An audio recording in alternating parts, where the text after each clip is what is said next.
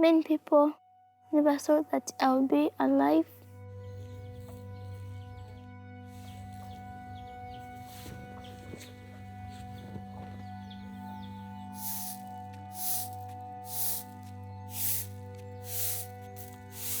I looked at their faces as I walked to my consultation.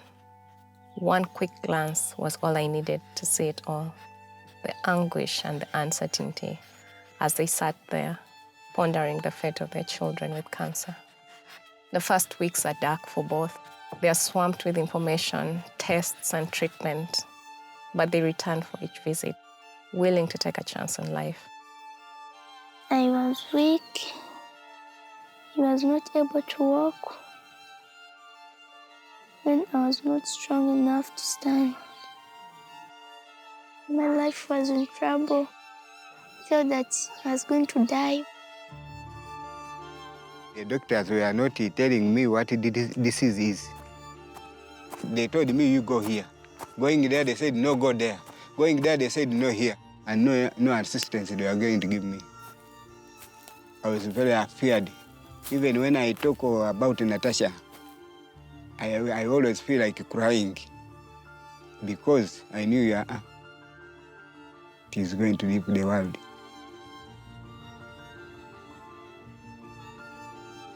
And I talked to one doctor, he told me that the only advice I give you, you should go to Mulago. So when I reached Mulago, and good enough, Dr. Anna, we went to the ward. That is where they started their work. I first came across Tasha. She was brought in by her grandfather, and she was very sick. She came in with the stories that most of our patients present with. They had been to several local hospitals. She had been sick for 4 months.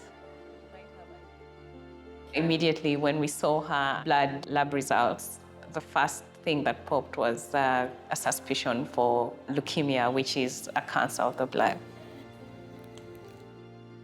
When Natasha was 9 years old, she was diagnosed with acute myeloid leukemia.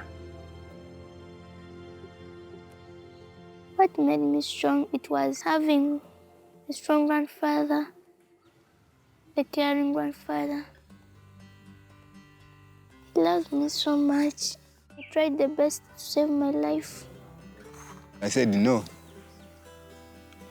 he's going to be cured. My child is going to be okay. Most of the caregivers are female, mothers, grandmothers, but this was different. This was, a male caregiver, grandfather, but very dedicated to the care of his grandchild. Kind of just melted all our hearts, so. Childhood cancer is a global problem.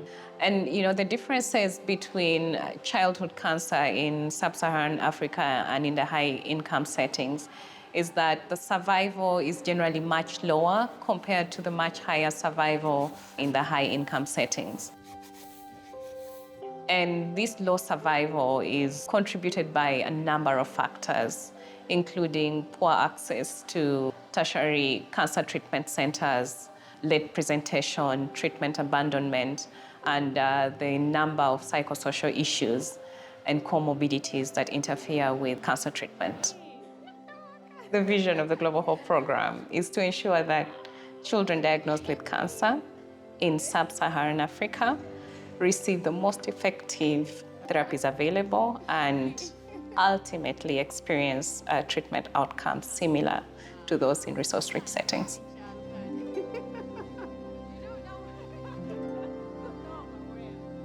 Natasha is a very special girl.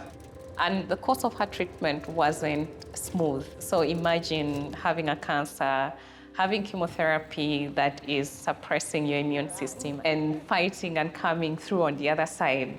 That, okay, I don't want to cry, but honestly, that was rewarding. Like seeing her, when she was able to leave the ward,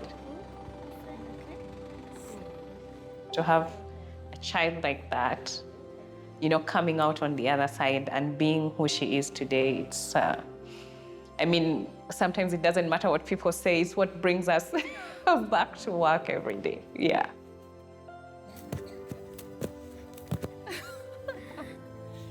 Having Natasha treated in a low-resource setting, being cancer-free for 3 years is a reason to celebrate. I'm happy because my child is okay, doing well in the class, so I'm very happy.